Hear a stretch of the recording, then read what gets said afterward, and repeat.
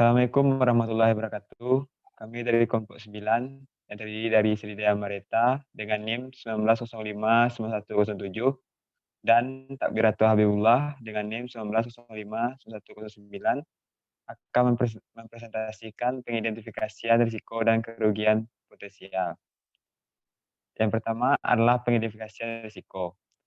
Identifikasi dilakukan dengan metode tertentu agar dapat dipastikan bahwa seluruh kegiatan penting perusahaan telah diidentifikasi, di mana tidak ada yang luput dari perhatian dan seluruh risiko berasal dari kegiatan yang diidentifikasi secara jelas. Selanjutnya yaitu metode dalam identifikasi risiko terbagi atas dua macam. Yang pertama adalah checklist analisis, yaitu satu metode yang tersedia dalam mengidentifikasi risiko yang digunakan dalam perusahaan. Ini merupakan teknik yang digunakan untuk menentukan keakuratan dan kelengkapan suatu kegiatan maupun proyek. Checklist analisis memaparkan cara dalam menentukan risiko yang terlibat dalam rencana kegiatan maupun proyek tertentu yang dilaksanakan. Yang kedua yaitu quiz analisis kuesioner. Metode ini dilakukan dengan cara mengisi quiz kuesioner yang telah ditentukan oleh manajer risiko. Analisis ini dirancang untuk membantu manajer menilai risiko dari kerusakan, kehilangan, dan cedera atas risiko-risiko yang ada. Hal ini dimaksud untuk menyoroti area mana sajakah atau ruang mana sajakah yang terkena risiko akibat dari risiko yang melanda perusahaan. Selanjutnya yaitu kerugian potensial risiko. Dengan adanya identifikasi risiko akan menghasilkan sebuah daftar kerugian potensial yang akan menimpa bisnisnya ataupun bisnis apapun. Sumber-sumber informasi dapat digunakan sebagai pembuatan daftar kerugian potensial, yaitu data-data dari perusahaan asuransi, kedua, informasi dari Badan Penerbitan Asuransi, yang ketiga, informasi dari Ikatan Manajemen Risiko dan Asuransi, yang keempat, informasi dari Asosiasi Manajemen Amerika atau AMA, yang kelima, informasi atau relasi dari kepolisian. Sekian dari saya, selanjutnya saya serahkan kepada Sridaya Mareta. Kepada Sridaya, saya persilahkan.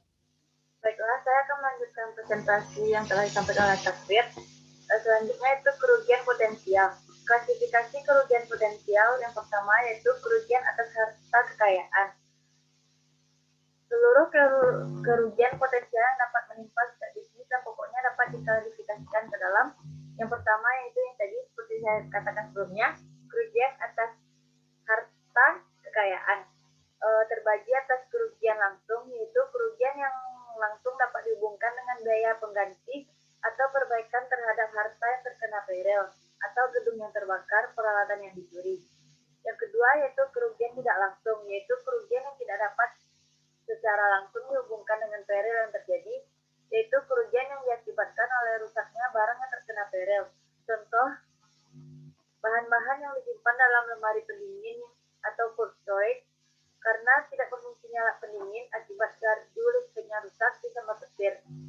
Yang ketiga yaitu kerugian atas pendapatan, misalnya sebagai akibat tidak berfungsinya alat produksi karena terkena peril. Contoh, batalnya kontrak penjualan. Dalam klasifikasi kerugian potensial yang kedua yaitu kerugian berupa kewajiban kepada orang lain. Kerugian ini adalah kerugian yang berupa kewajiban kepada pihak lain yang merasa dirugikan akibat kesalahan dari bisnisnya. Contoh, ganti rugi yang harus diberikan oleh perusahaan angkutan umum kepada penumpang yang cedera akibat kecelakaan yang ada oleh kesalahan pengemudinya. Yang ketiga yaitu kerugian personil. Kerugian personil atau personal losses adalah kerugian akibat peril yang menimpa personil atau orang-orang yang menjadi anggota dari karyawan perusahaan atau termasuk keluarganya. Contoh, kematian, ketidakmampuan karena cacat, ketidakmampuan karena usia tua dari karyawan atau pemilik perusahaan. Lalu kerugian yang menimpa keluarga karyawan akibat kematian.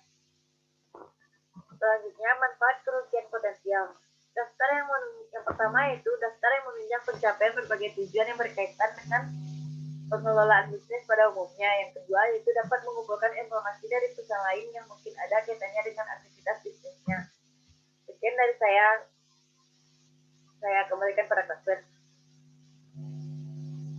Sekianlah hasil presentasi kami. Kami ucapkan terima kasih. Terlebih terkurang kami mohon maaf. Assalamualaikum warahmatullahi wabarakatuh.